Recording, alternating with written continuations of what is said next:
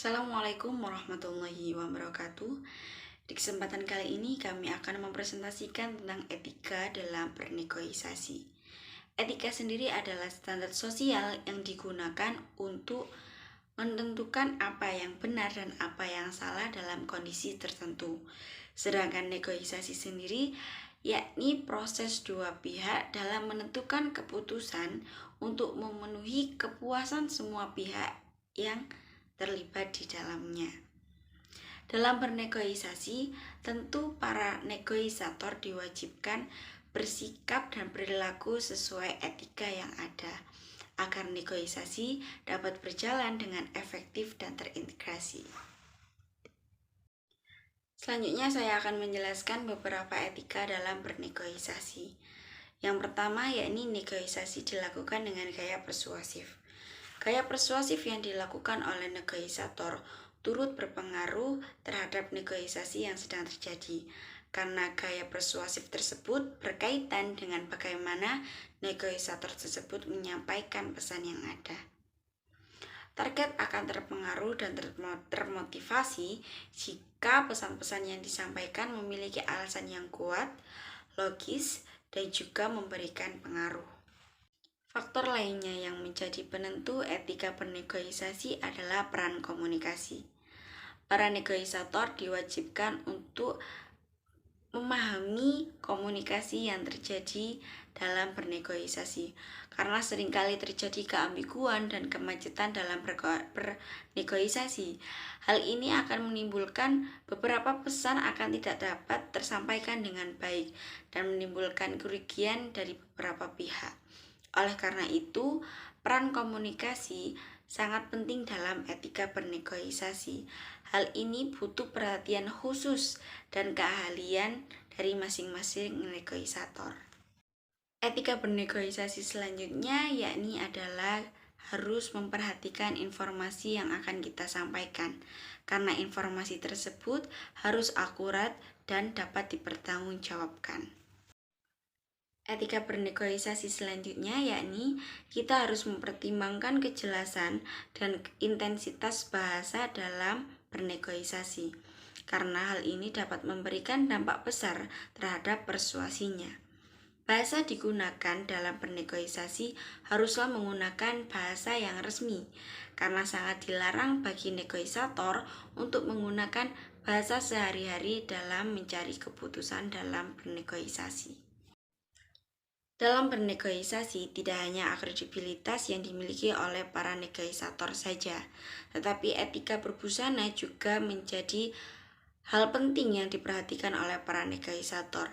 Bagaimana cara kita berbusana, formal atau non-formal, yang harus kita gunakan dalam forum negosiasi tersebut. Dalam bernegosiasi, hendaknya kita juga harus memperhatikan aspek-aspek etis di dalamnya, sehingga jangan hanya fokus pada keuntungan jangka pendek yang terkadang membuat kita melewatkan aspek etis di dalam negosiasi. Etika memiliki potensi jangka panjang yang dihasilkan dalam negosiasi itu sendiri. Oleh karena itu, perilaku yang etis akan memberikan reputasi bagi seorang negosiator sendiri, serta memberikan dampak yang besar dan kecil dalam peluang yang dihasilkan dalam negosiasi. Selanjutnya saya akan membahas tentang penerapan etika dalam bernegosiasi.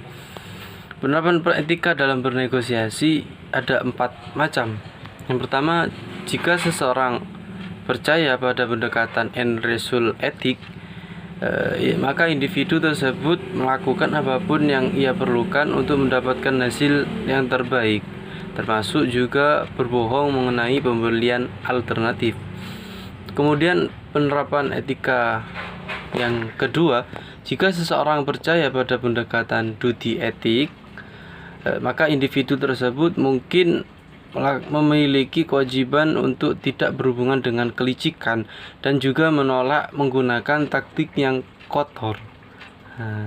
Penerapan etika dalam bernegosiasi yang ketiga, ini jika seseorang percaya pada pendekatan sosial kontrak etik, maka individu tersebut akan mendasari pilihan perilaku pada pandangan mengenai norma yang sesuai di masyarakat. Jadi jika yang lain akan berbohong, maka ia akan memilih untuk melakukan berbohong juga. Kemudian yang keempat, yakni jika seseorang percaya pada pendekatan personalistik etik, maka individu tersebut akan meningkatkan kata hatinya, mengikuti kata hatinya, dan memutuskan apakah ia akan memenuhi kebutuhan uang tunai untuk perjalanan dalam membenarkan sikap yang menggunakan taktik itu. Kemudian muncul sebuah pertanyaan, perilaku etika apa yang muncul dalam negosiasi gitu.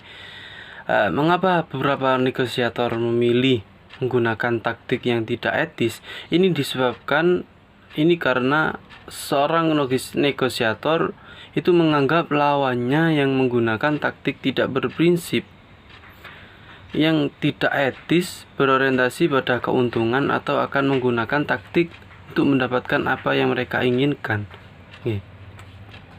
Sebaliknya, ketika kita mencoba menjelaskan mengapa Anda sebagai seorang negosiator menggunakan taktik yang sama, Anda akan menjawab bahwa Anda menjunjung tinggi prinsip ini. Yang pertama, prinsip taktik etika ambigu, yang semua kebanyakan tentang kebenaran. Fokus perhatian di bagian ini lebih kepada apa yang negosiator katakan atau apa yang mereka lakukan. Bukan pada apa yang sebenarnya akan mereka lakukan. Walaupun seseorang negosiator mungkin akan bertindak tidak etis, beberapa negosiator mungkin berlaku curang, seperti melanggar peraturan formal atau informal. Namun perhatian yang paling penting dalam etika negosiasi selalu ada pada perilaku negosiator. Kebanyakan isu etika dalam bernegosiasi itu berhubungan dengan standar dalam memberitahukan kebenaran. Seberapa jujur, tersembunyi, atau terbuka seseorang. Seharusnya para individu harus menentukan ketika mereka harus memberitahukan kebenaran, tidak ada sedikit pun kebohongan gitu. Seperti berlawanan dengan perilaku yang menyatakan harus berbohong. Kemudian prinsip yang kedua, yakni mengidentifikasi penggunaan taktik dan perilaku yang ambigu secara etika. Para peneliti telah lama melakukan identifikasi atas taktik-taktik semacam ini, dan hasil dari identifikasi tersebut 6 kategori yang jelas mengenai taktik kemunculan dan telah ditegaskan oleh kumpulan analisis data oleh Robinson, Lansky, dan Donoghue, Barry, Fulmer, dan Long. Yang prinsip yang ketiga, yakni tipu daya dengan kelalaian versus tipu daya dengan komisi. Penelitian yang dilakukan oleh O'Connor dan Carnevale yang meneliti kecenderungan para negosiator untuk melakukan salah tafsir terhadap ketertarikan mereka pada masalah nilai, masalah di mana kedua belah pihak mencari hasil yang sama. Kalau Switzer dan Crosson juga meneliti faktor-faktor yang mempengaruhi kecenderungan para negosiator untuk berbohong mengenai fakta material. Hasilnya adalah lebih banyak mahasiswa yang berbohong dengan cara lalai, tidak membenarkan keseluruhan kebenaran, dibandingkan berbohong dengan cara komisi, berbohong ketika diberi pertanyaan. Seperti itu. Kesimpulan, jadi proses negosiasi sering menimbulkan masalah etika dan kritis. Bekerja dari model yang sederhana, dari pembuatan keputusan secara etika, kami menganalisis motif-motif untuk konsekuensi dari keterlibatan dalam perilaku negosiasi yang tidak etis.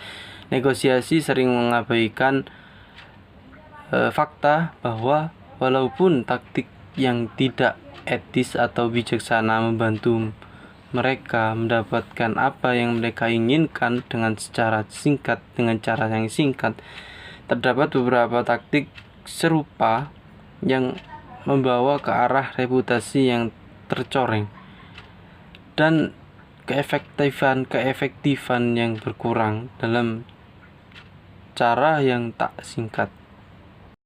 Jadi sekian dari kami tentang menjelaskan etika dalam bernegosiasi. Semoga dapat dipahami, semoga dapat bermanfaat bagi kita semua. Saya akhirul kalam. Wassalamualaikum warahmatullahi wabarakatuh.